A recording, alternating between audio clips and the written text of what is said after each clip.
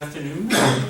On this snowy afternoon, the presentation of this complex systems lecture is by Dr. Mark Brown. Shall the writing's all over you. Oh, is it? You might want to That looks kind of cool. There we go. Looks like I don't want to be a template for something. Dr. Brown received his PhD in systems ecology and environmental engineering sciences from the University of Florida. His research has centered on systems ecology, ecological engineering, ecological economics, environmental policy, and wetlands ecology. He's currently the professor of environmental engineering sciences at the University of Florida, and in 2008 he was appointed the director of the University of Florida's Howard T. Odom Center for Wetlands. He's also the director of the Center for Environmental Policy, studying the science and policy surrounding sustainable patterns of humanity and the environment. We're very happy to have him here. He's loving the snow, and please welcome Mark Brown. Well, I was born and raised in Florida, so this is the third time, I think, that I've seen snow. Oh, it's just delightful. I know that you all don't think so. So I chose this lecture because of Exxon Valdez. We were here shortly, well, about a year after the spill, and did an evaluation of it. And I guess how we got here is kind of somewhat important. I was in my office. H.T. Odom, my mentor, was on sabbatical in New Zealand, and I got this phone call from a guy named Richard Murphy. And he said, this is Richard Murphy, Vice President for Science and Education with the Cousteau Society. We've just received funds from the Turner Foundation, and we're going to embark on a whole series of movies called Rediscovery of the World. And would you guys like to go along? And I felt like saying, there's a bear? And I said, well, tell me more. So he explained that the Cousteaus were making a whole series of movies funded by Ted Turner. And the first ones were starting in the upper reaches of the Amazon, in the Andes, because Jacques Cousteau, as they call him, thought that the Amazon is the origin of the oceans. He's an ocean guy. And since 20% of all the freshwater inflows to the oceans come from the Amazon River, then we should start, if we're going to do rediscovery of the world's oceans, we should start in the Andes. And because that's where it started. And so Murphy was very good friends with Jean-Michel Cousteau. And Jean-Michel was the surviving son. Philippe had been killed, and Jean-Michel, who was the black sheep of the family, was brought back into the family after Philippe died. And he said, I'll come under one condition, that you bring with me my good friend Richard Murphy, who is a PhD in marine biology, to check your science, because Dad, to tell you the truth, your science stinks. And he's been the laughing stock of marine biology for years in all of the things that they would say in the TV programs. So Richard Murphy is was the student of Jim Cramer, who was the student of Scott Nixon, who was one of H.T. Odom's first students. And enough of H.T. Odom went through Scott Nixon to Jim Cramer to Richard Murphy that when they were hatching their idea how they would bring scientists along on these expeditions, they would, he naturally thought of Odom as the big science, doing big-scale science rather than studying just plankton. And so he called and said, would you like to go? And I said, sure, we'd love to go. So my first experiences with them, and that lasted about 6 years, were on the Amazon. We made several trips. And then the next was on the Mekong River. And, well, yeah, I guess it was the Mekong. No, we went to Papua New Guinea before that, and then the Mekong River. And while we were in Thailand, we got a phone call from Jacques, Captain Cousteau, saying, you guys want to go to Alaska and study the oil spill?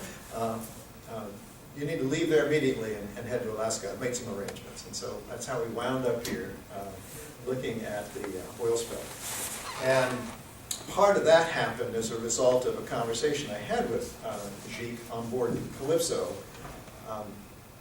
It turned out I didn't go to, there were 2 lunches and 2 dinners on every day, and I didn't go to the one that Jeek did after a while because he was very arrogant, as the French tend to be. And we would get into these arguments very quickly.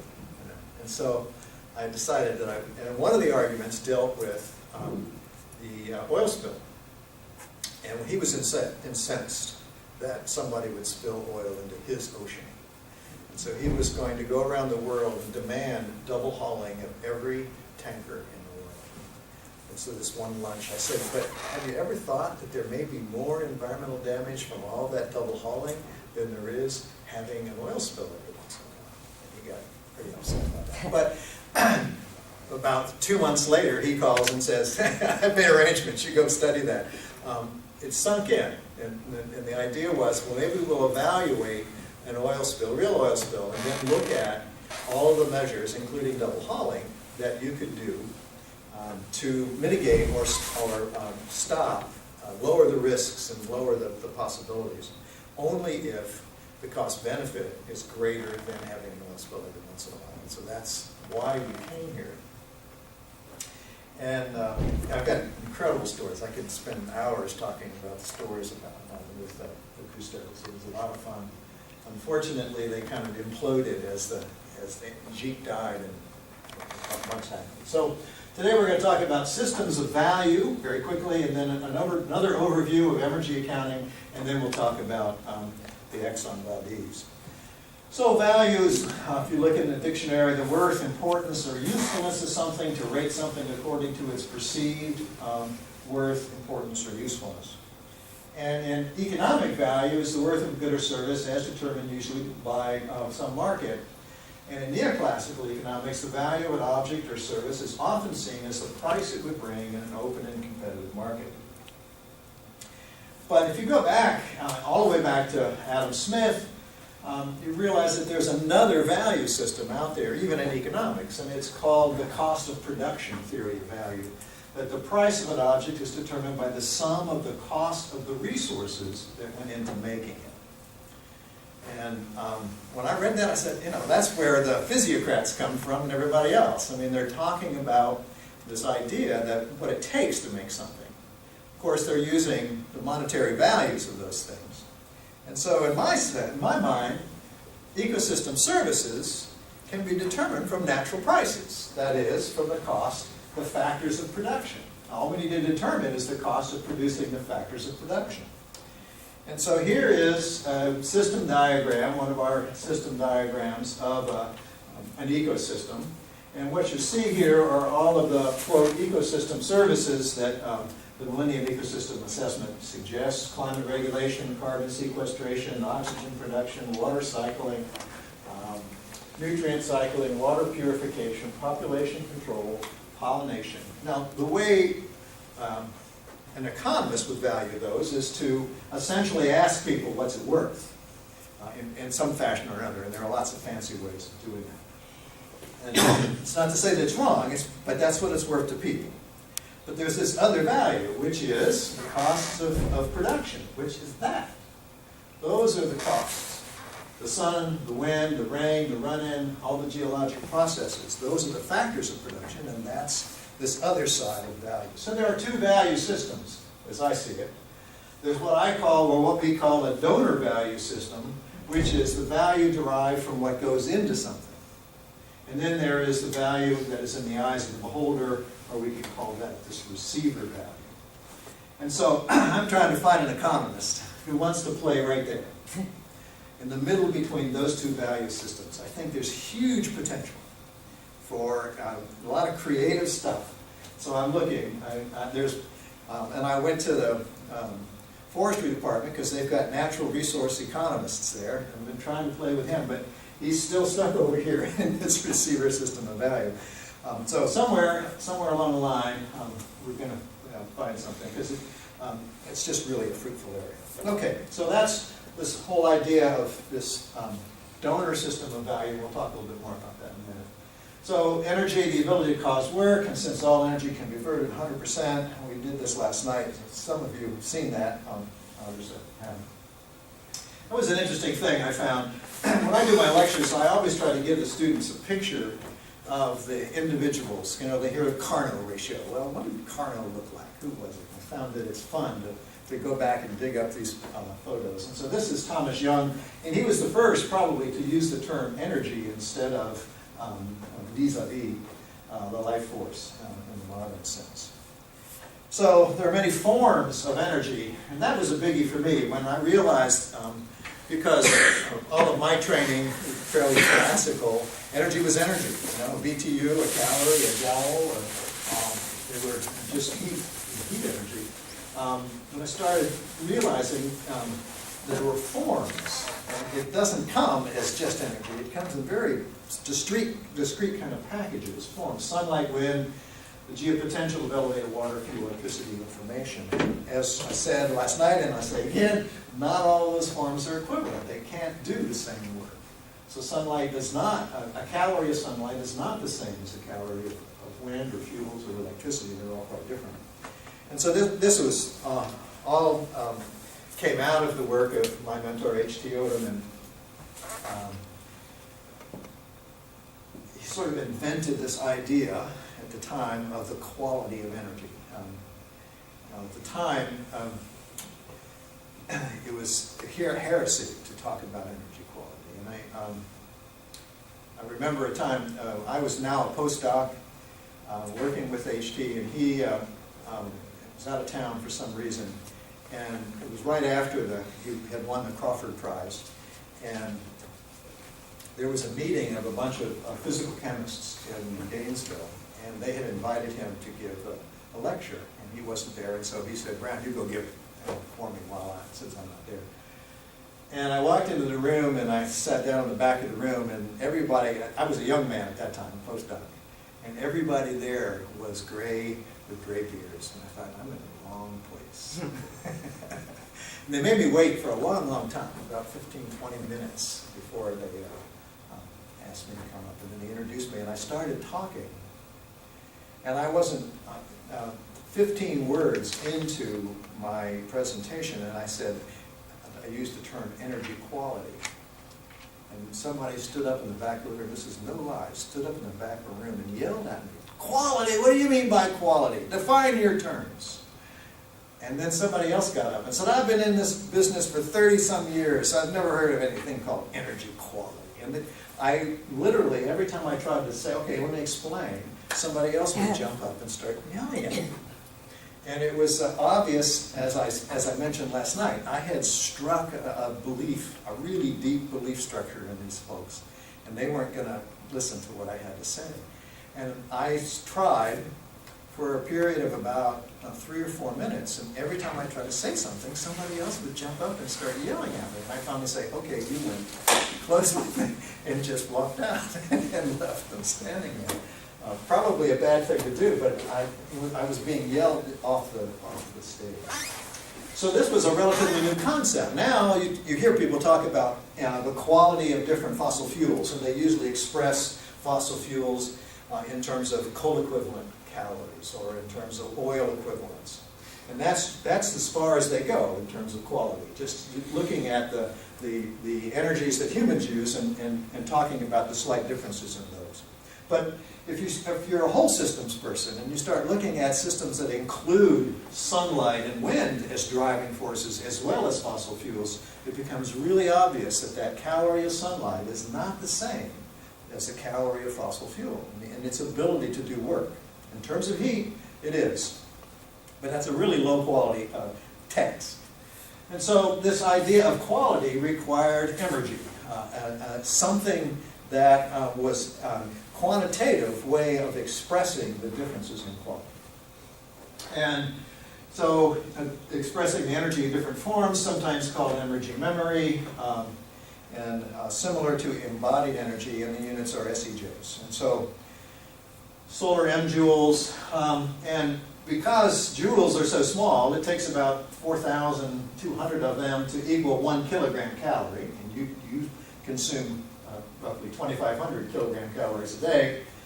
We typically are talking in areas in nothing less than E12 times 10 to the 12th joules when we talk about Emergy and joules. So, a food web. This is the Crystal River estuary of Florida, and you can see all these organisms, and here's the driving energy. These are the factors of production that produce all of this. And once you start thinking of whole systems, you begin to realize that it's so interconnected that you can't have 160 units of red drum unless you have all of that. All of that is supporting that drum or that jack that's sitting out there on the end of it. And so it takes this to make that. And you can collapse this ecosystem into a trophic chain or a food chain. Here's the producers, primary consumers, secondary, and here are those jacks and red drums sitting out there at the end. And here's the Emergy driving it. If you sum all the Emergy, the sun and the rain and the waves and the tides. So there's 1 million units of energy here to produce 1 unit of energy there. If you express all of this in Emergy terms, there's 1 million units to produce 1 million, of course. Now there's all of the efficiencies that go on inside this production, converting sunlight into sugar and then the respiration and so forth, so that in an estuarine system, the average efficiency of that whole thing is about 0.1% of that. So what comes out of it then is 1,000 units of gross production that can be consumed there. It takes 1 million to make 1,000. It takes 1 million. Now here, you got a 10% efficiency. That's a Lindemann efficiency on the average around 10. So each one of these now is on the average around 10% efficiency. In other words, it takes 1,000 in and you get 100 out. It takes 100 in and you get 10 out. It takes 10 in and you get 1 out. And so there you have the basis for Emergy. 1 million to make 1,000, 1 million to make 100, 1 million, and so forth. And so you calculate then what we call a transformity, which is the amount of Emergy, SEJs, to make 1 unit of the next level. And it's simply a ratio of the Emergy required to the energy that you get, SEJs per J, solar M joules per joule.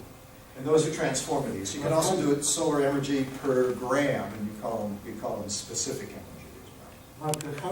How do you measure it? This is just carbon, and then convert carbon to calories. So this is fixed carbon that moves up the food chain. That's how ecologists look at ecosystems, and they're looking at energy flow. They usually follow carbon. It means if you have 1 gram of carbon, you need it, and you measure how much heat you get by burning. Yeah. So if it's organic, I usually draw on wood. If it's organic matter, you get about 4.5 kilocalories per gram of carbon. If it's protein, then you get 5 calories per gram. Okay. So this is just grams carbon converted into kilocalories or joules, I mean, either way. And what is on the bottom? This, Yes. that's a heat sink. That's where yes. 999,000 that doesn't go here has to go there. That's So this is energy. This is Emergy. So it takes 1 million joules of Emergy to produce this whole system and keep it running. And so this is Emergy per day, or energy per day, or energy per year. And this is the same thing. Emergy per day, energy per year. Okay?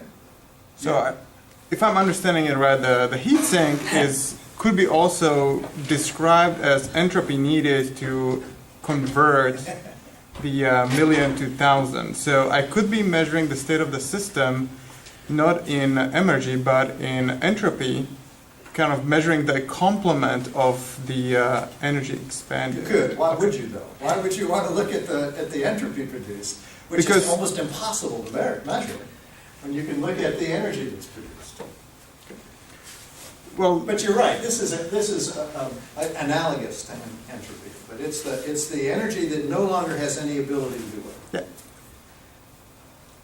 So that's an estuarine food chain. Here's what I call the 20th century techno-human food chain.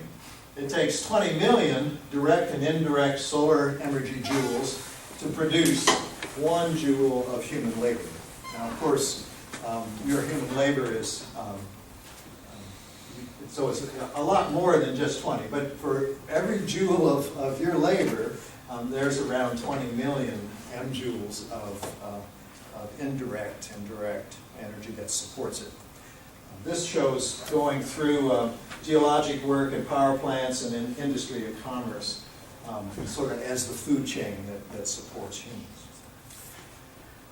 And so last night I talked about the global energy budget, and here it is. Here's the renewable inputs to the geobiosphere, the solar energy, the crustal heat sources from within, and the tidal energy that's absorbed in the planet.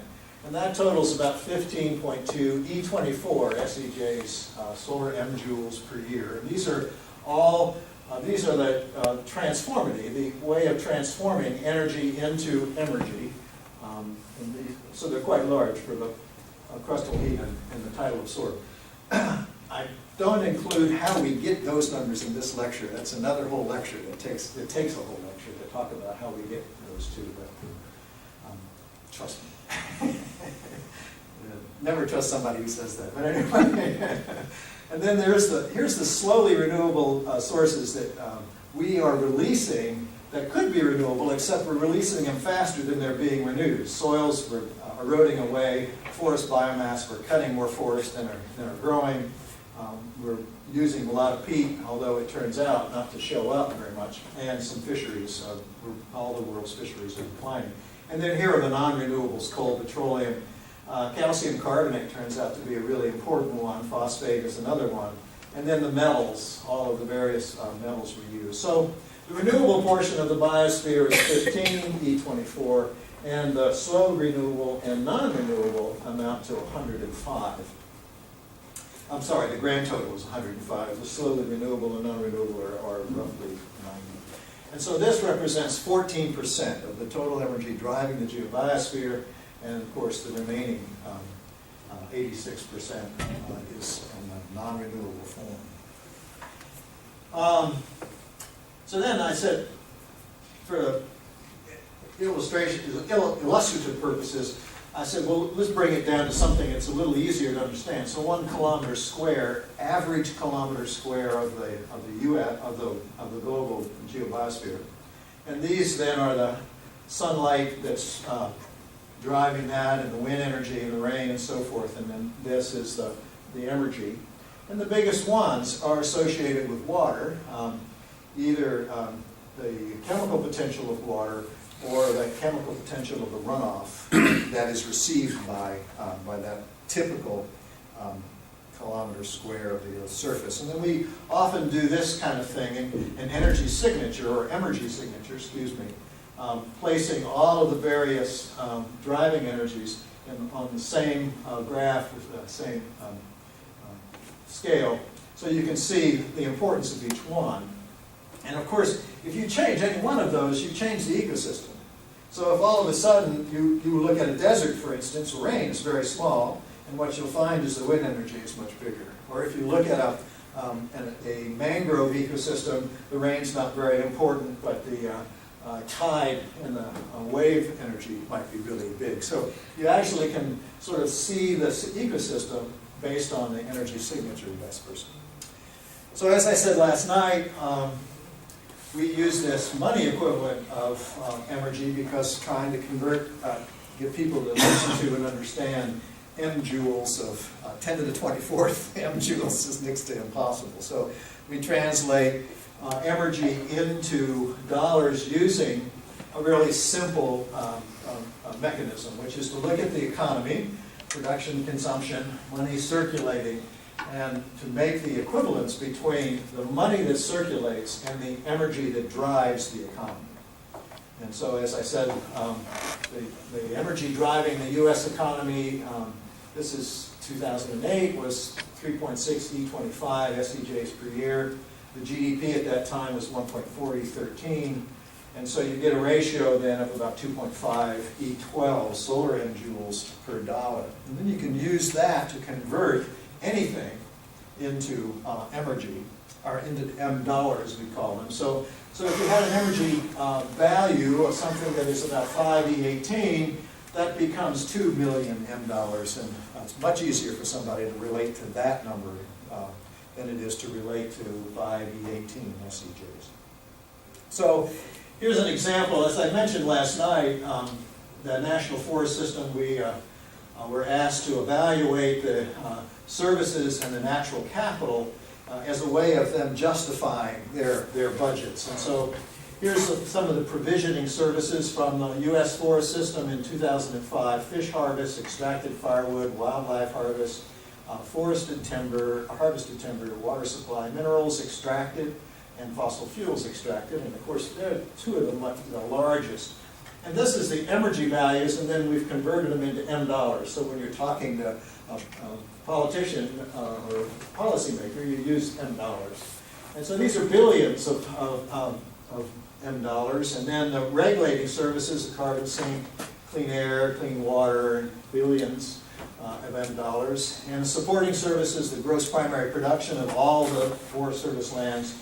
And then cultural services, organized recreation and information that's produced. These are all things that we computed based on what it takes to make them. So for instance, the information produced, we look at all of the energy that goes into the scientists that are writing papers and creating science. And so if you look at all of that, and the annual budget is about $5.6 billion for the National Forest System. So the benefit-cost ratio is about 35-to-1. And that's the number they wanted. They wanted to be able to say, look, we can justify our budget from the Fed government, and it comes out to be 35-to-1. And then we did the value of the capital. Here's the natural capital from just the biomass of herbs and shrubs to the fauna to glaciers. Evaluated the glaciers. They're huge. The values of glaciers are incredible. The minerals, these are all possible reserves. No one knows for sure exactly what the reserves there are.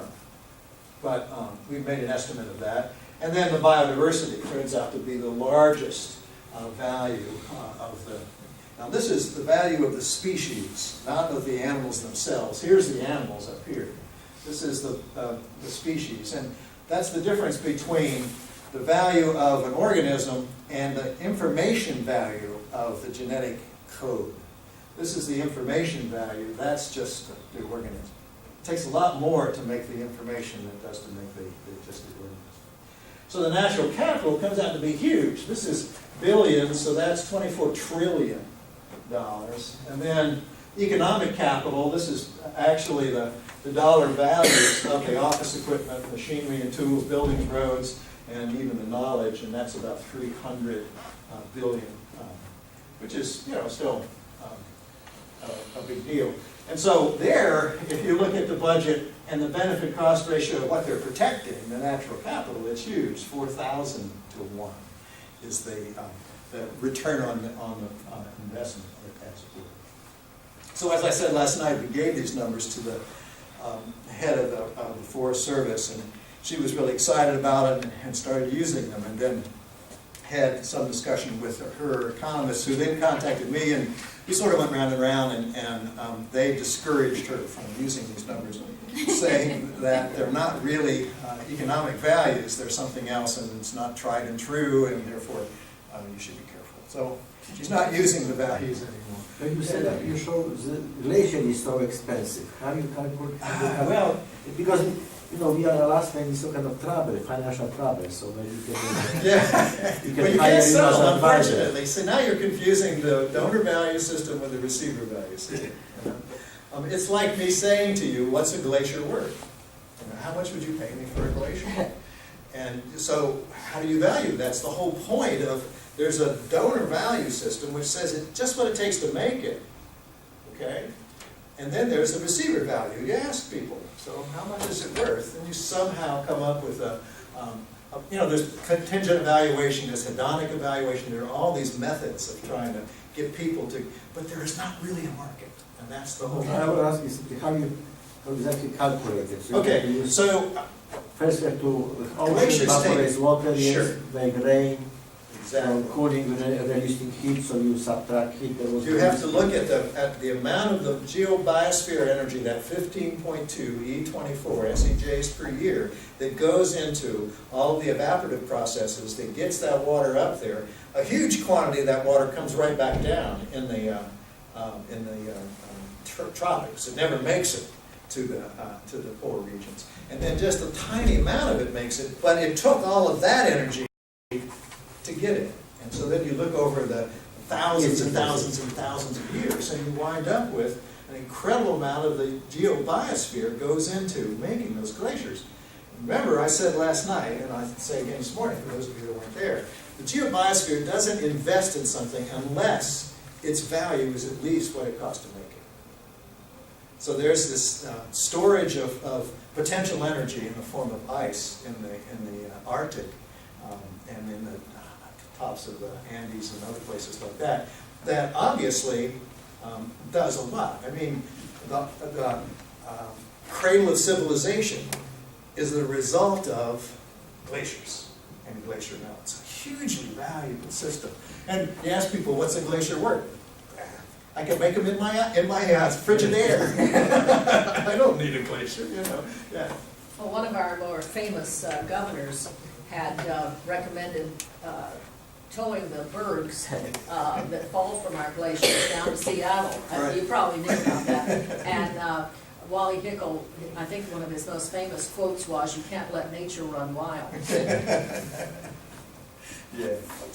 And so now we look at the living capital of the national forest. The primary consumers, herbivores, omnivores, carnivores, and top carnivores. And again, looking at the biomass and then calculating the transformity, the UEV we call it, unit Emergy value. You get Emergy and then converting that into M dollars over here. And that's about 54 E9. And that winds up being a ratio of about 10 to 1. So just protecting the animals that are on the national forest system, they have a value, benefit cost of about 10 to 1. Okay, so that's, again, a really brief introduction to Emergy and this donor system of value. And now let's look at the Exxon Valdez. So the state of Alaska, here it is, here's the pipeline that runs down. I'm not telling anybody in this audience anything new, but this is new. This is the Emergy signature of Alaska in 1990. And what you see, this is the renewable stuff, and that's all upside. That's your income. And here's the non-renewables, the coal and the natural gas and oil. And notice the differences between that and this. This is all now on the same unit basis on Emergy. And that's the power of Emergy. It shows you what's really important. Alaska runs on that, not on this. This is a really small part of the total budget. It's bigger now, of course. This was, what, almost 15 years ago. But still, I mean, they're going to come up a little bit. But this is what's driving the economy of Alaska. And then you've got some imports of other stuff and then exports here. And those are the things going out. And of course, the biggest one is, at that time, was the oil that you were producing. So going in a little closer, there's the map, there's the pipeline, and here's, of course, the area of the spill. And you may have seen this, but this is 40 days and how the oil started there and moved down here, and this was 360 miles about 40 days later. And I'm sure you all know this more than I do, but here's Bly Reef, there's Valdez, and that's where it happened, and then the oil spread from there. So our first task, of course, by the time we came up here, people had been doing a lot of counting of things that had been killed or required to, well, mostly killed. And I asked this of my students, and nobody remembers because they're all too young, but what's your recollection of the Valdez oil spill? What do you remember most? The thing that occurred to me, and I got to Fairbanks in '67, and I worked the tax line. I was very fortunate to get that chance. Was that the reaction of people, mostly in the lower 48, but certainly worldwide, to the loss of the animals, which was horrendous, and we all were upset about it, made me think we have much fewer animals than we have humans.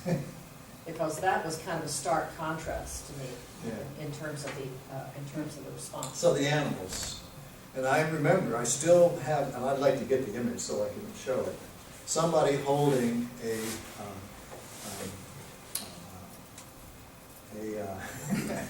honor, CR, a dead CR hanging over their hand, you know, and it, big eyes, right? Humans are really attracted to big eyes. Big brown eyes. Yes, actually. So it was the sea otter that did it. And every time Exxon said, we're done, we'd like to leave, somebody would bring out that image again, and they would be back for another year to work.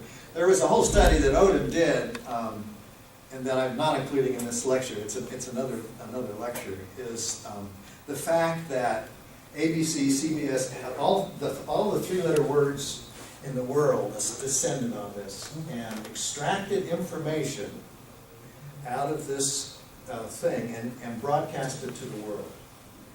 Now, when I'm talking to my students, I say, as a good scientist, what's the first rule of extracting information, data from something? Objectivity, and you have to pick randomly. And so the way you should extract information from a disaster is to have a map and put down a whole bunch of pinpoints and randomly go out there and look at what's there. And how does ABC, NBC, CBS, and everybody else extract information? They go to the worst thing they can find and they send it back to the rest of us. So what we get is hugely biased just because they're trying to make good TV. And so the world thought, this is the worst disaster that's ever happened to humankind because of the way they extracted the information. And so TV lies. It's just like the dioramas that you see in the museum. I remember as a kid going to the National Mall and going into the National Museum of History, Natural History Museum on the mall, and seeing these dioramas of dinosaurs. And you look out over there, and there's hundreds of the dinosaurs munching the, you know, on and on. And you stop to think, as a scientist, you go, what's the carrying capacity for a cow? The cow, which is about this high, about this, this long. And in Florida, on the most productive systems, it's 1 cow per acre. And they've got hundreds of these gigantic dinosaurs. And so as a kid, you come away from those things thinking, man, you had to be careful if you were walking around. Dinosaurs were allowed to get stomped on. They were so few and far between. But anyway, museums lie too. So our first task, of course, was to take all of those numbers and turn them into Emergy. And to do that, you have to have a trophic web.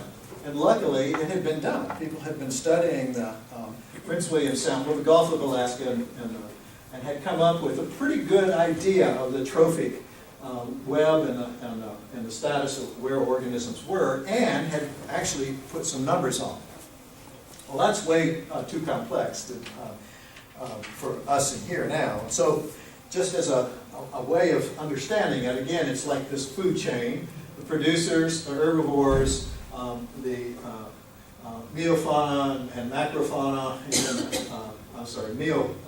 meo and microfauna, the macrofauna, and then the apex predators out there. And here's the key, again, this idea takes 1.1 E11 SEJs per meter square per year to produce all of that. And so you can quickly calculate transformities for each one of these flows. Well, that doesn't do you much good because we want to know the various organisms that are there. But just to show you, this is the way it's done, to say this is how much energy it takes. And then that amount of energy is on this pathway. You divide the energy by the energy, and you have the transformity of that. So what we did was use the complex one, and we computed the trophic level of each one of the organisms that we were interested in. So you can pick your favorite, a red salmon or walleye pollock, or the sea otters down here, and there's the killer whale at the very bottom. And using Milanowitz's computer program that's called Networks, and you have the trophic web, you can calculate the trophic level of each one of the organisms. And then somebody else had done some work, and this is just for comparison purposes. So you start at a trophic level of 3, and it goes all the way up almost to 5 at the bottom for the killer whale. From that, you can now calculate the transformity, and using Lindemann efficiencies. We tested a 30% Lindemann efficiency, 10% Lindemann efficiency, and 5. For those of you that don't know what a Lindemann efficiency is, it's the idea that organisms take in a certain amount of energy, and then the next organism that's eating that one can only get roughly 10%. So there's this 10% trophic transfer along the way. And it varies in most ecosystems between 5 and 14%, 8 and 14%, all the various organisms. And so it's been typical in our program to use a Lindemann efficiency of 10. But when we looked at the literature, there were some people that had Lindemann efficiencies as high as 30% for some organisms. And so we said, well, let's bracket what we're doing and look at 30%, 10%, and 5. But what I'm going to show you now is based on this 10% efficiency. And so here then are all of the organisms that we looked at, from bald eagles to phytoplankton to I have a hard time reading it, intertidal herbivores and so forth. And here's the energy, in other words, the counts of these things and the areas of these things that were destroyed, and the transformities calculated as I just mentioned. And here's the solar energy, and then the macroeconomic, or the M dollars. And I should mention that we actually have some estimates that are brackets here, so from between 4.5 and 1.5 for Maria, and 3.5 to something, which I can't read, for intertidal producers, because there was some uncertainty about exactly how much was affected. And so we bracketed some of those values. And so this is the bottom line then. This is the ecosystem losses. And the first thing that hits you in the face is that the majority of the losses were in phytoplankton and zooplankton. That's the area that was covered for days at a time by the oil slick. And it pretty much wiped out the phytoplankton and zooplankton in those areas. But the turnover time of those populations is so fast that they're back in a relatively short period of time. But the loss was huge. It was tremendous. And that winds making over 50% of the total losses. The marine mammals were only about 14%. Birds were about 7%. And the intertidal invertebrates, as you probably know, they were using steam and a lot of other things to clean the rocks, and that had a major effect on the intertidal invertebrates, and that was about 4%. Where does fish go in this? They were so small, the quantities of fish were so small that they don't even show up here. And the total losses then amounted to about 1.2. In 1990 dollars, they were about 1.2 billion. And in today dollars, they're about 2.3 billion. So then, and this is one of the powers of, one of the powers of Emergy is to be able to put the ecosystem values on the same basis with the economic values. And so now you can begin to compare. So here are those damages from the environment over here. And here are the economic losses, which included lost wages and the costs of cleanup and the lost fishery and a bunch of other things. Oh no, there's a lost fishery right there. And the oil that was lost only represents about 1% of the total